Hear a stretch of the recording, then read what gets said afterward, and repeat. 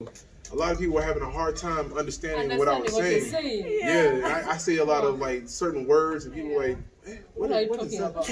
I'm not getting you like that, or this. I mean, it's like, hey, they go like this. They don't understand at all. Hey, like that.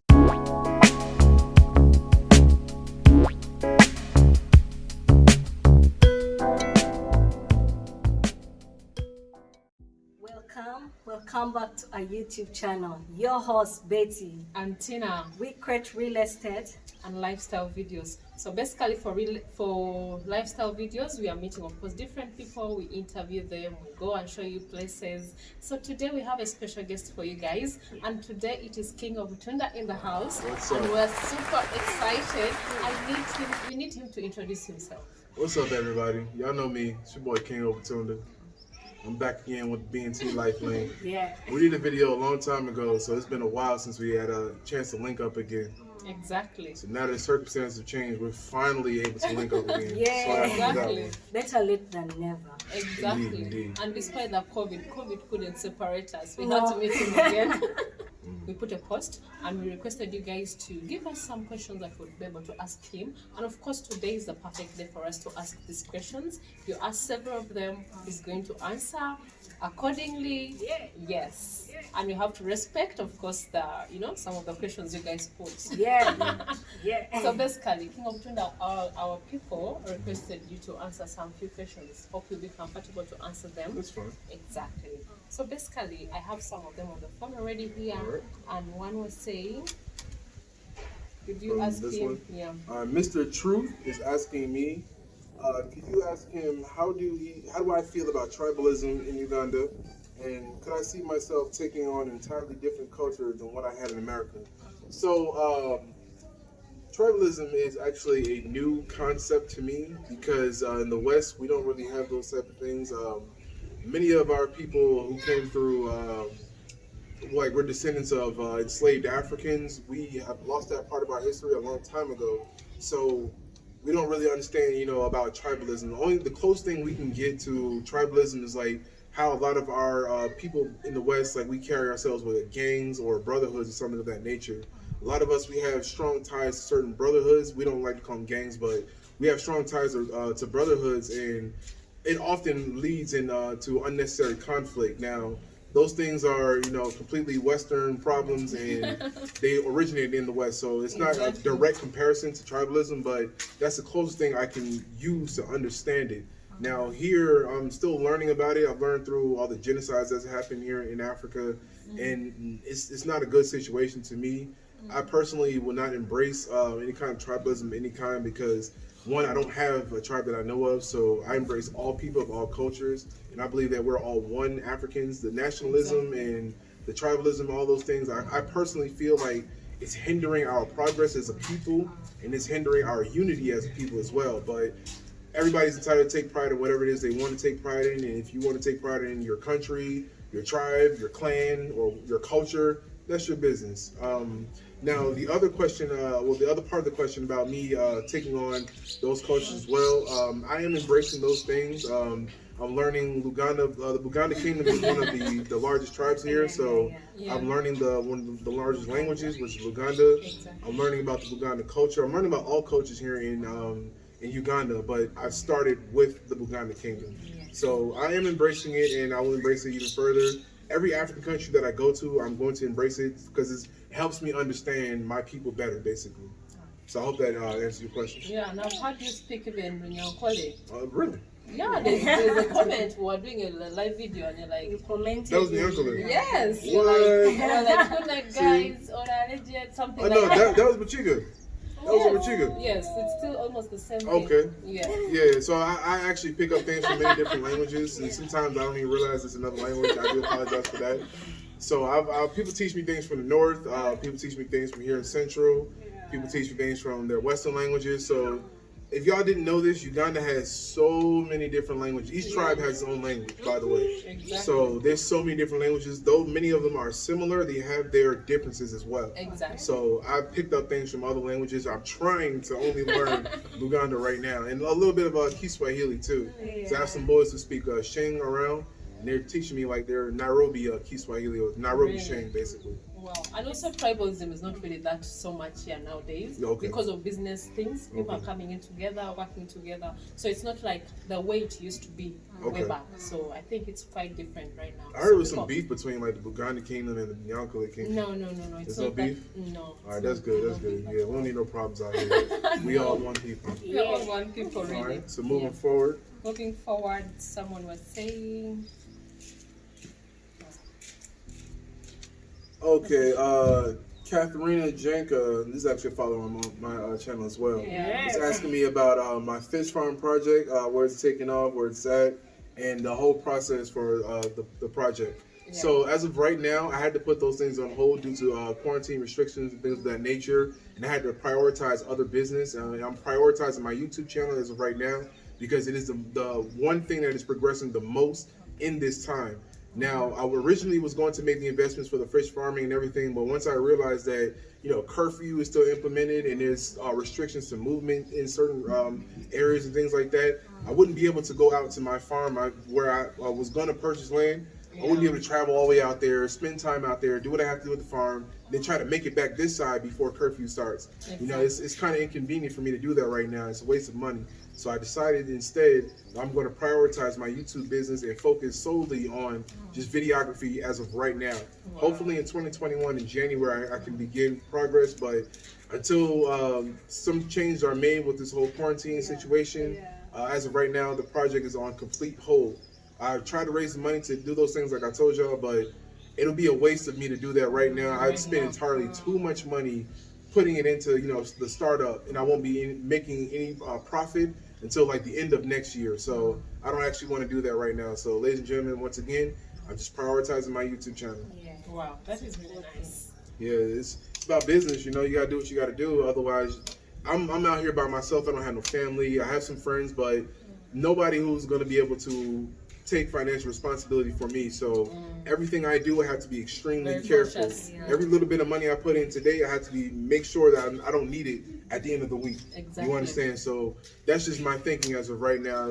As far as all this stuff going on, I just got to prioritize what I have to do first. Exactly, your finances. Wow, that is nice. All right, fam. So Moses was asking me about would I join the Ugandan military, and basically, number one, I can't because the Ugandan military does not allow tattoos, things like that. Number two, I'm technically not a citizen or a resident of Uganda, so I don't believe I would even qualify to do that. And number three, I don't believe that I ever be a soldier for anybody else again, like any other organization or defend any other country again. I personally believe that what I want to do in my life now is going to benefit the people more than a organization. Yeah. So I was a soldier. For those of you who don't know, I was a soldier in the West. I was in the United States Army. I served for 3.5 years. I never was deployed, so I never got to see combat or anything like that. But I did do combat support. So my job, I had to stay, battle ready basically.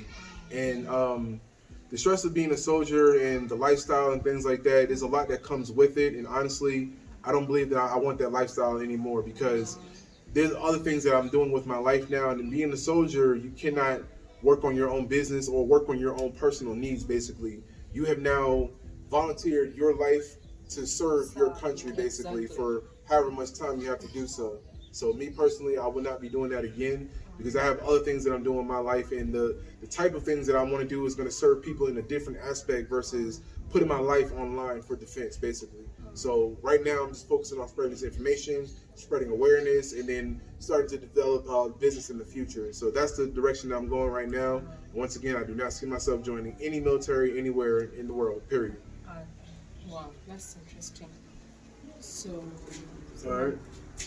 Heavenly, beautifully black. Wow. Heavenly, beautifully black was asking me what business ideas do I have for Uganda.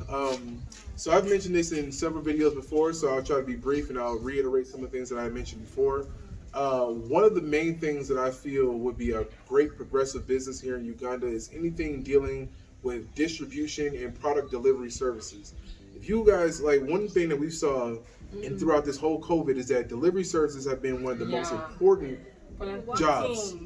As far as essential workers go, they've been one of the most important. I mean, boda bodas, they weren't allowed to transport people. So these guys, they're not going to sit at home, twiddling their fingers. They're going to figure out what they're going to do. So the next best thing for boda bodas to do is product delivery. So I mean, I had boda bodas everywhere. Hey, you come take my number. I deliver for you. I mean, everywhere you go, you'll have somebody who will tell you they'll deliver, and these guys will deliver. Some of them are trustworthy, some of them you gotta be a little careful, Don't give them too much money. But for the most part, I mean, these guys, that's what they were doing. They were booming, Yeah, so if you can create some kind of organized delivery service here in Uganda, you definitely would make it'll be a profitable business for you. You understand? So whatever you invest in it, you definitely make a return back within a year on that initial investment. And I can guarantee that because distribution is something that is always growing here in Uganda. As when the roads improve, distribution improves. Exactly. And I can guarantee that. You're all right. So I mean, road transportation or road delivery service is actually the biggest method for any kind of product delivery anyway, here in Uganda. If you want to get your packages from Entebbe to Kisoro, the best way to do it is to find a delivery service that delivers coaches. A lot of coach buses that weren't taking passengers will end up delivering products. So you have coaches who are doing courier services, boda bodas who are riding from one town to the next town, taxis were even doing it as well. So once again, organized delivery services and distribution will be probably one of the best things you can invest in right now. Another thing that you can invest in, this will be the last thing I say, is any kind of emergency services. Emergency services are a developing industry here in Uganda, and it's a necessary industry. In any country that you go to, it's 100% necessary to have emergency services. Unfortunately, that is a field that is kind of lacking here. It's present. They have emergency services. So I'm going to say that again. Uganda does have them. It's just lacking in some areas. So it's kind of hard to find them, but it is present, okay? So anybody who comes here with like a major investment, let's say you got like $100,000 US or something like that, if you want to invest in a fleet of ambulance vehicles, that'd be perfect. Who wouldn't need more ambulance vehicles?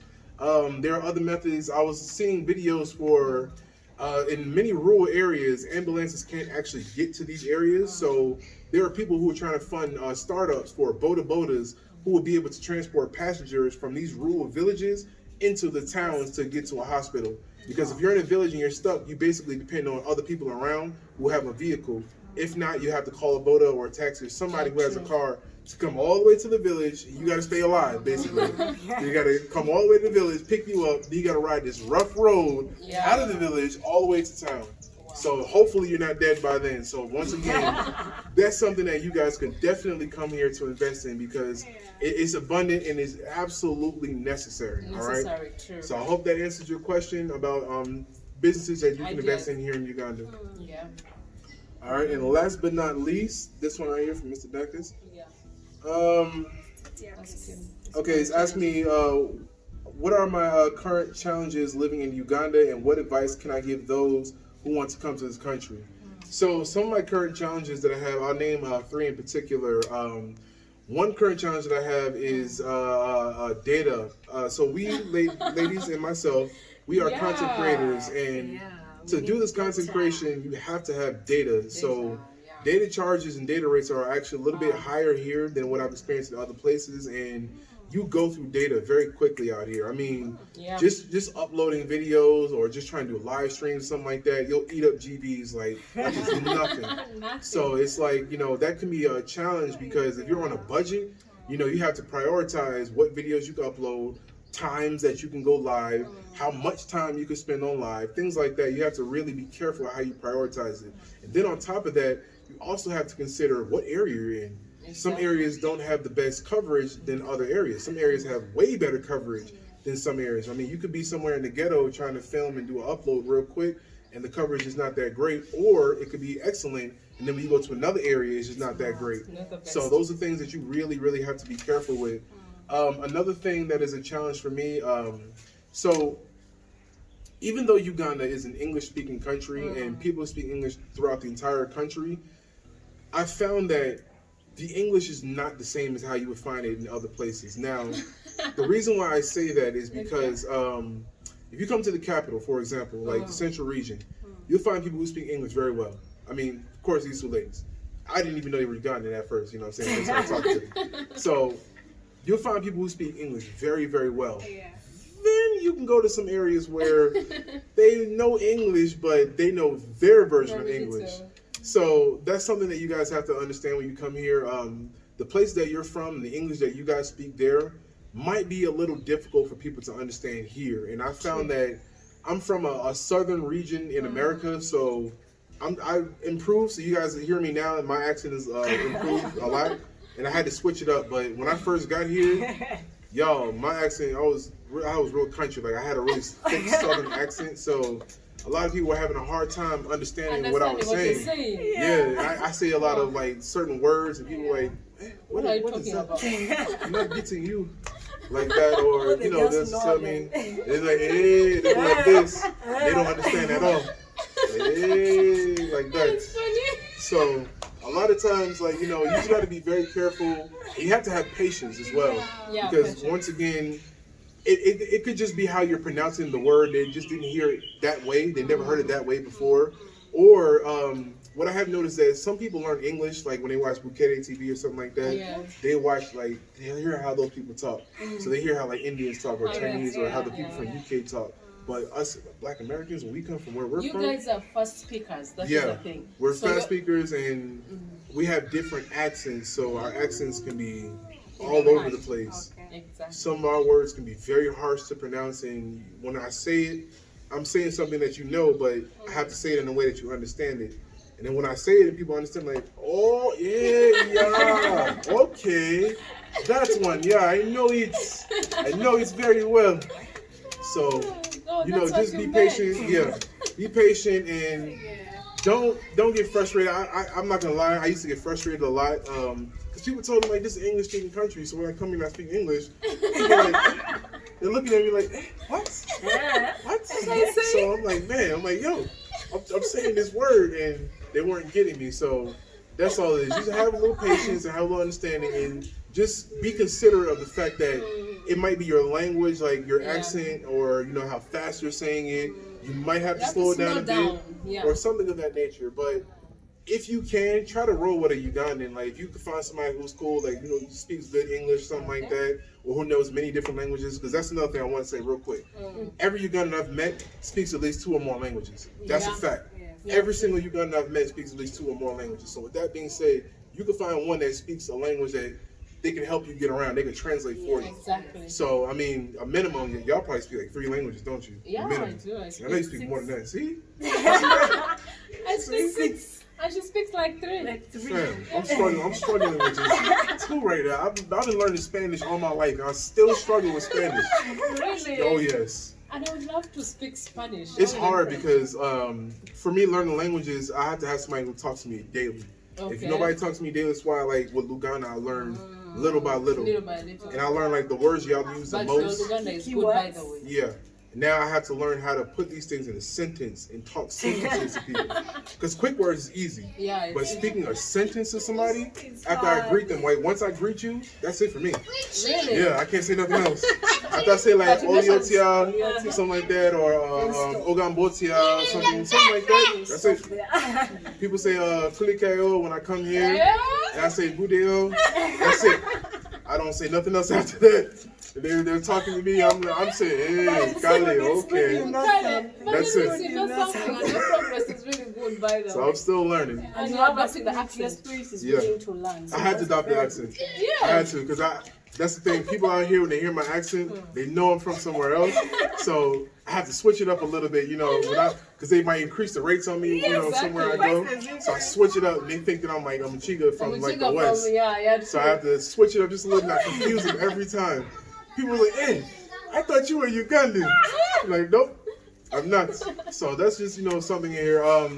The last challenge that I have here in Uganda, I wouldn't really say it's a challenge, but sometimes, you know, you can meet people. Okay, like they said earlier, Uganda is a very friendly country, and you will meet a lot of people who are just very, very friendly. Yeah. But you have to be careful, because people will take your kindness as a weakness, and they might take advantage of you. So that can be a challenge for foreigners, because sometimes you waste a lot of money, because, you know, you spend more money doing certain things, or it could be, sometimes it's money, sometimes it's not. Sometimes it's also your time. Your time can be wasted because people are not serious. or they just want to get to know you just to be a friend. Like they don't really have any plans for anything. Yeah. So, you know, if you're coming here, you know, you want to do business, something like that, you don't really want to make friends. You don't really have to, but just understand that people are very friendly and they're very open to wanting to know who you are. So I have to be careful with that because I don't want to be rude and tell people like I don't like making plans with somebody and I really didn't have any intentions on, you know, making that plan. But people just really want to hang out, get to know you, things like that. And I try, but I have a business to run and I can't always hang out with everybody. And sometimes like I'll give you an example. I went to go link up with somebody. I'm thinking we're gonna go do a video. This guy just wants to talk in jazz. I'm like, I got things to do. I gotta go. You know, so I can talk in jazz on the weekends, but I don't really. If I got business I'm trying to do and videos I'm trying to shoot, I don't really have time to sit down and talk.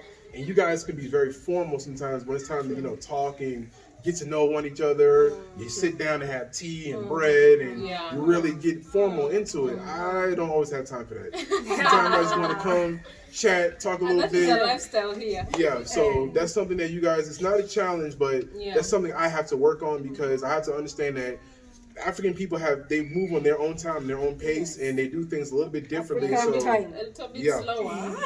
So I have to be more patient. I have to take time to actually talk to people because how I get to know somebody is very quick sometimes, and how they get to know somebody, they like to take their time. They want to talk to you. They want to figure you out. They want to know what your life is like, things like that. So me personally, we chat and I'm out. I'll holler at you next time. You hear what I'm saying? So once again, I'm slowing myself down. I'm learning that the culture here is different. I have to be more respectful, more formal, and I have to actually take my time out to learn people, because sometimes you can't really learn somebody in a day. You can't really feel them out in a day. So that's all it is. Like I said, it's not a challenge, but that is something I have to work on. You have to work on, and that is how it is here. Definitely. So when y'all come out here, you got to be humble, all right? Humble yourself. Definitely need to humble yourself. Wow, the last one. You comfortable with that? Which one? This one? This one. This one. Okay, Snooker was asking me differences between dating Western and Central Ugandan women. So I actually only dated one Ugandan before, and she's from Central, and I can't really give a comparison. And for the future, I'm going to avoid giving comparisons because people have been misinterpreting these comparisons. Okay. And they believe that I'm preferring one over another. First of all, understand this. I'm an African man. I'm a black man. I love African women. I love black women. All right. Yeah. So it doesn't matter your color, your shapes, and all the other stuff. I'm not one of those kind of people. All right. So I don't prefer a light-skinned woman over a dark-skinned woman. I don't prefer a Western over an Eastern or North Continental African, like somebody from North Africa, from Southern Africa. That doesn't really matter to me. So I don't compare the two. So that's just something that y'all should know. Now, I will say that, African or Ugandan women in particular are very nice, very beautiful. Obviously, y'all see these ladies here. There are so many different shapes, sizes here in Uganda, so many different colors, things like that. I mean, it's just amazing out here. So you definitely have options, you have choices, and I mean, there's different cultures. So every tribe has its own culture. Every woman from each tribe, like they have their different behaviors and things that they do. So I personally feel like you guys should take the time out to learn different women here and see what works for you, what's best for you. And I don't want to get into relationships because I'm not the best person when it comes to that advice and things like that. So I'll let you guys, have your own interpretation of that. But don't come here and rush into things. Exactly. Take time and learn people and learn who they are. Every human being is different, so understand the human that you're dealing with, basically. When we rush, we crash. Indeed. Indeed. Thank you so much, King Obutunda. We really appreciate all that. Like that is a really informative video for us because you've literally talked so much in one video and a lot. And I try not to talk too much. No, that is really good. Like you have typically exhausted everything. Okay. Exactly. We don't even have other questions. Okay. Exactly. But we love everything that you mentioned in this video. We really appreciate you hosting us at your home. Of course. We love that. And of course, everyone who has not yet subscribed to King Obutunda's channel, please just rush to subscribe to his channel. Our followers from BNT, go subscribe to his channel. He has amazing content. He's going to take you around here. So much to discuss from there. So much to learn from his experiences here and there. So basically, go rush to his channel and also subscribe. Yeah, so we finally brought for you King Obutunda. The requests have been so many. So many. Yeah, then I just want you to answer this question. People refer Uganda as a home away from home. Is it true? Oh yes, indeed. In particular, So I live in Kampala, but my home away from home is in Kabale, in the western region, Lake Mignoni in particular. Wow. I spend a lot of time in Kabale, and that is literally my second home. I honestly believe that when I buy my land for my home, I'm probably gonna buy it out there. I might live in capital, just to do my business and everything like that. But that's gonna be my home Wow. because it's just really, really beautiful out here. I mean, one thing I really like about Uganda in particular is it's just so scenic out here. It's everywhere you look, it's beautiful scenery. In some places in the Western America, like you have to drive to a specific location just to see some scenery. Okay. Once you are in the city, you're seeing city stuff. And when you go outside the city, you're seeing like the small town stuff. But if you really want to see like natural beauty and things like that, It's you got to everywhere. drive hours away. Wow. So it's like here, I mean, it's just right outside my door. I can go right down here into the wetlands, and I got a beautiful little forest right here. So that's just one thing like about Uganda is just so much beauty everywhere, and it's like it's no reason for you to come here and not have a good time, honestly. Wow. So that's just something for y'all, a little bit of information for y'all, and I hope y'all enjoyed that episode. All right, Wow. Thank Then you last so one, much. Uganda, Kenya, or Tanzania? the last one. I haven't been to Tanzania yet, so I can only say on Uganda and Kenya. I prefer Uganda, obviously. I didn't stay too long in Kenya, so I am going back. People are going to show me the real Kenya because when I got there, I didn't get to experience it at You all. need to experience a lot from that side. Right, and I have some programs coming up to Tanzania soon, so we're gonna do that. So in the future, I'll do that comparison later. But as of right now, I cannot choose. Right now it's Uganda. Yeah, it's definitely definitely. Wow. Thank you so much, King Obutunda.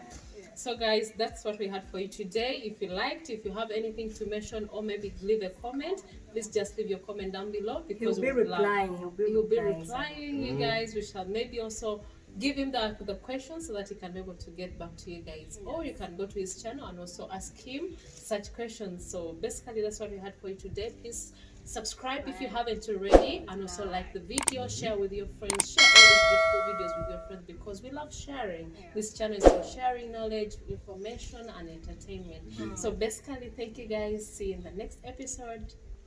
Bye. Peace.